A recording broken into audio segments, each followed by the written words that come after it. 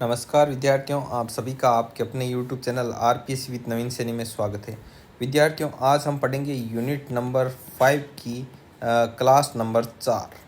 ठीक है, और ये आज अपनी अंतिम क्लास है और इसी के साथ अपनी यूनिट नंबर 5 है वो कंप्लीट हो जाएगी और यूनिट नंबर जो आपके उसके बाद में 6 शुरू कर देंगे। ठीक है, और 7वीं यूनिट मैंने करवाई दी है, तो उसके बाद में अपनी यूनिट नंबर 6 और यूनिट नंबर 8 है वो शेष रहेगी। ये 2 यूनिट शेष रहेगी। ठीक है विद्यार्थियों, तो ये यूनिट नंबर 5 की अंतिम क्लास है, इसको शुरू करते हैं। तो इसमें सृजनात्मकता मापन के परीक्षण अर्थात सृजनात्मकता कैसे कैसे मापा जाता है। तो पहला है बाकर मेहंदी परीक्षण। तो देखो, ये हिंदी में प्रचलित परीक्षणों में सबसे अधिक फेमस परीक्षण कौन सा है? बाकर मेहंदी परीक्षण। इस परीक्षण में क्या होता है? वितरण, निर्देशन एवं अनुक्रिया में 50 मिनट का समय दिया जाता है।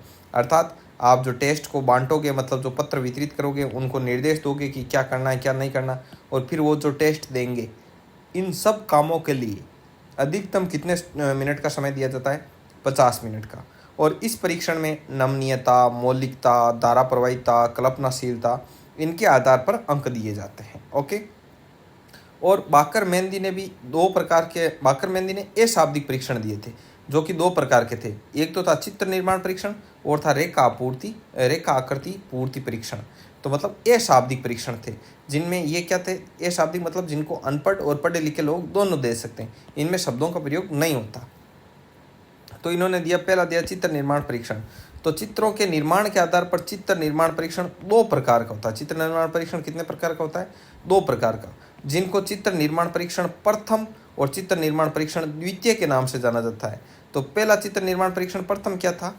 इस परीक्षण में एक तो लेते हैं अर्धवर्त ऐसे, और एक दूसरा देते हैं इनको विषम कोण समचतुर्भुज। ठीक है, और इन दोनों का उपयोग करते हुए उन्हें नवीन आकृतियों तथा चित्रों का निर्माण करने के लिए कहा जाता है। और इसके लिए उन्हें फिक्स टाइम भी देते हैं, निर्धारित समय भी देते हैं, जो कि 20 मिनट का टाइम होता है फिक्स इनके पास। और इन नवीन आकृतियां जो बनाते हैं, एक अर्धवर्त और एक दूसरा विषम कोण समचतुर्भुज से, इनसे जो विशेष आकृतियां बनाते हैं उनको इन्हें क्या देना पड़ता है? शीर्षक भी देना होता है। ठीक है, एक टेस्ट था ये। दूसरा था चित्र निर्माण परीक्षण द्वितीय। इस परीक्षण में क्या होता है? तो देखो, 7 त्रिभुज होते हैं और 7 ही अंडाकार वर्त होते हैं। इन दोनों आकृतियों के बहु संबंध से इन 7 त्रिभुजों और इन 7 अंडाकार वर्तों की सहायता से उपयोगी, रोचक, सार्थक और विशिष्ट आकृतियों का निर्माण करने के लिए कहा जाता है। ठीक है, और इसके लिए जो टोटल जो फिक्स टाइम होता है, इसके लिए जो निर्धारित समय होता है, वो कितना होता है? वो 10 मिनट का होता है। और इसमें भी प्रत्येक जो नई आकृति बनाते हैं उन्हें एक नाम देना होता है। ठीक है, तो चलिए मैं पानी पी लेता हूँ थोड़ा।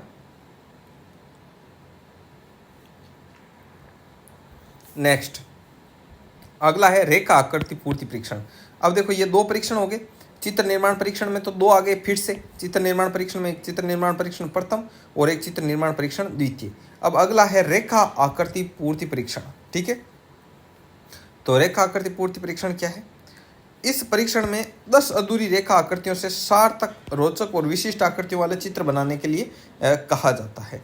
ठीक है, और चित्र बनाने के बाद उसको शीर्षक भी देना होता है कि एक्चुअल में इसने चित्र बनाया क्या है। चित्र को शीर्षक भी देना होता है।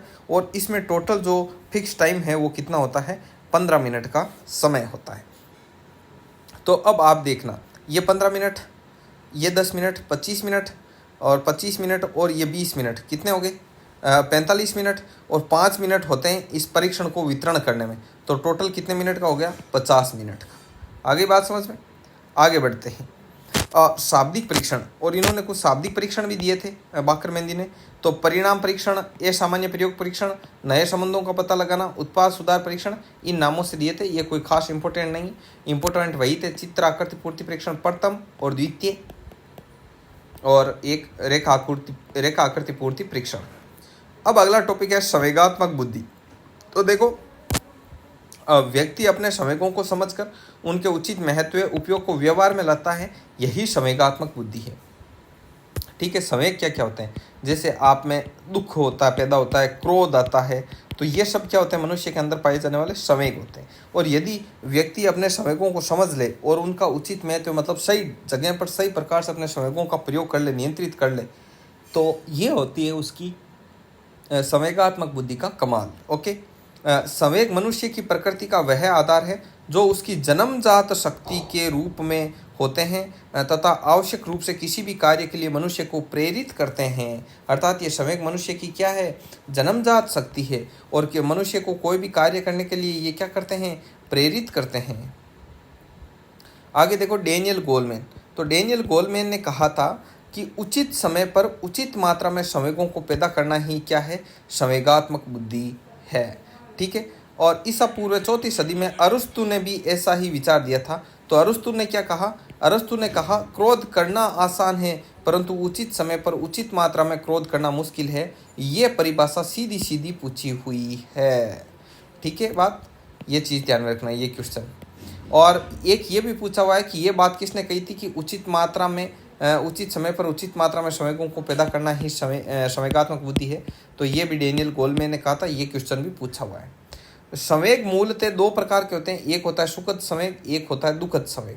सुखद संवेग किसे बोलते हैं, वे संवेग जो व्यक्ति में खुशी पैदा करते हैं, जैसे प्रेम, दया, प्रसन्नता आदि, और इनके प्रभाव से व्यक्ति में सकारात्मक ऊर्जा प्राप्त होती है। ठीक है, प्राप्त करता है सकारात्मक ऊर्जा को, और वे किसी भी परिस्थिति में संयोजन कर सफलता प्राप्त कर लेता है। इन्हें बोलते हैं सुखद संवेग।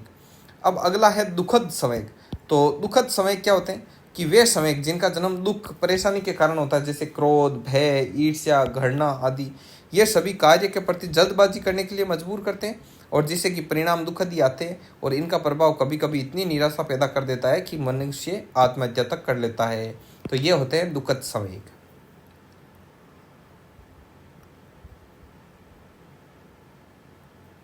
अगला है संवेगात्मक बुद्धि के संबंध में सबसे पहले विचार दिया था जॉन मेयर तथा पीटर सेलोवे ने। यहाँ से सीधा क्वेश्चन बनता है कि संवेगात्मक बुद्धि के संदर्भ में सबसे पहले जो कंसेप्ट किसने दिया था, तो जॉन मेयर और पीटर सेलोवे ने दिया।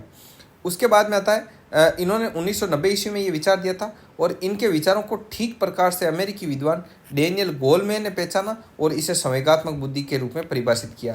तो क्वेश्चन पूछे कि संवेगात्मक बुद्धि नाम किसने दिया, तो डेनियल गोलमैन ने, और जो संवेगात्मक बुद्धि का कंसेप्ट सबसे पहले किसने दिया, जॉन मेयर और पीटर सेलोवे ने। आगे बढ़ते हैं।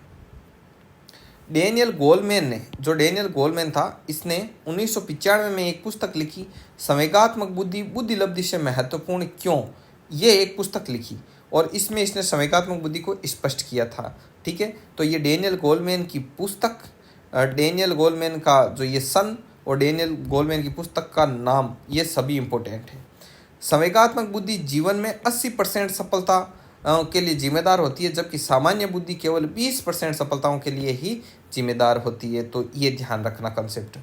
एक जेम्स लेंगे सिद्धांत है। जेम्स लेंगे ने कहा संवेगात्मक अनुभव संवेगात्मक व्यवहार पर आधारित होते हैं। तो कई बार ये लाइन देख के और फिर पूछा जाता है ये लाइन कहाँ से है, बिलोंग करती है, तो ये जेम्स लेंगे सिद्धांत से बिलोंग करती है, जेम्स लेंग सिद्धांत से।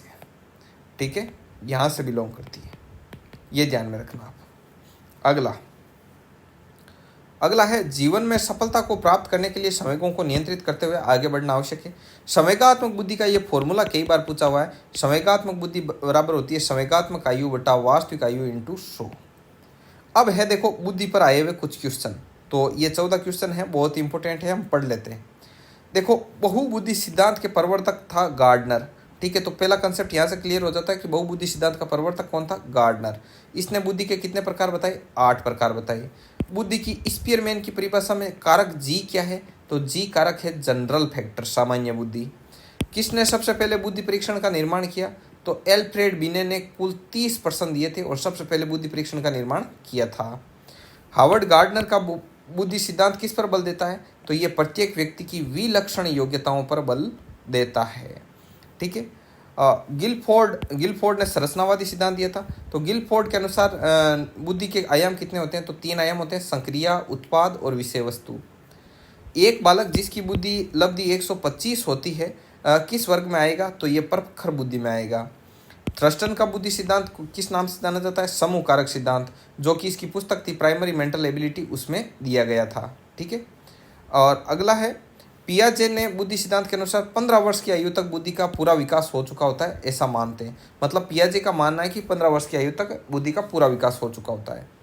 बुद्धि का द्विखंड सिद्धांत किसने दिया, तो स्पीयरमैन ने दिया था और 1911 में इसे संशोधित करके और फिर त्रिखंड सिद्धांत भी इन्होंने ही दिया।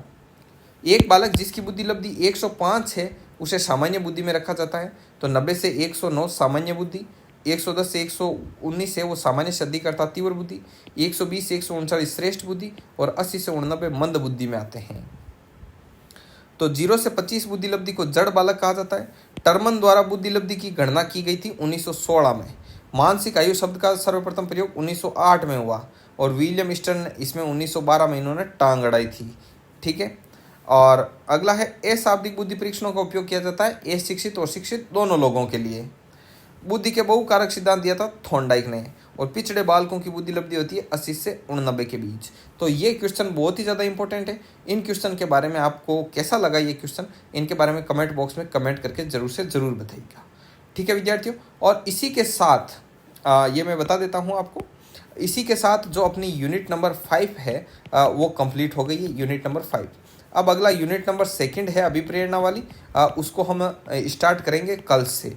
ठीक है, और उस पर आपके कितने वीडियो बनेंगे, उस पर 2 वीडियो बनेंगे, अर्थात कल और परसों में 6ठी यूनिट कंप्लीट हो जाएगी। और उसके बाद में जो परसों हो गया, परसों के बाद में नेक्स्ट डे से यूनिट नंबर 8 शुरू की जाएगी, क्योंकि यूनिट नंबर 7 है वो आपकी ऑलरेडी कंप्लीट है। प्ले लिस्ट में जाकर आप इसका अध्ययन कर सकते हैं। तो यूनिट नंबर 8 है, तो ये यूनिट नंबर 8 3-4 दिन चलेगी और इसी के साथ आपकी जो 2nd ग्रेड की जितनी भी साइकोलॉजी है वो आपकी हो जाएगी कंप्लीट। मतलब 1 वीक का साइकोलॉजी का काम और है। तो अब आपके दिमाग में आएगा कि इसके बाद क्या करोगे, तो इसके बाद में हम शुरू करेंगे आपके वर्ल्ड ज्योग्राफी।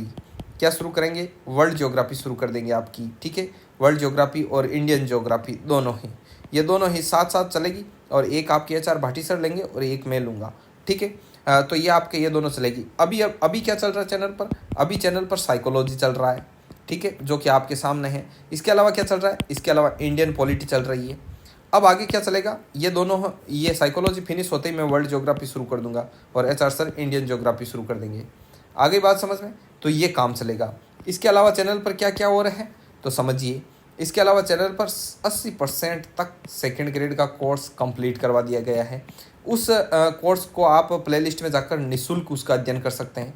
इसके अलावा आप क्या कर सकते हैं कि आप समझो कि हम नोट्स नहीं बनाएंगे, लेकिन आपके जितने वीडियो लेक्चर है उसके हमें नोट्स चाहिए तो डिस्क्रिप्शन बॉक्स खोलिए। डिस्क्रिप्शन बॉक्स में हमारे जो इंस्टामोजो एप्लीकेशन के लिंक दिए हुए हैं, आप उन पर टिप करते ही आपको सीधी PDF मिलेगी, जो कि 20-20, 30-30 रुपये में उपलब्ध है। आप आराम से ले सकते हैं। आप ये पैसे नहीं देना चाहते हैं तो टेलीग्राम चैनल का लिंक दे रखा है, टेलीग्राम चैनल को ज्वाइन कीजिए। उसमें पुरानी से पुरानी PDF मिल जाएगी। हर वीडियो लेक्चर के बाद में एक PDF डाली हुई है, तो वो टुकड़ों में PDF है और साथ में लेना चाहो तो आपको यहाँ पर ये PDF मिलेगी। ठीक है विद्यार्थियों, तो बस आज के वीडियो में इतना ही। मिलते हैं नेक्स्ट वीडियो में, तब तक के लिए जय हिंद, जय भारत।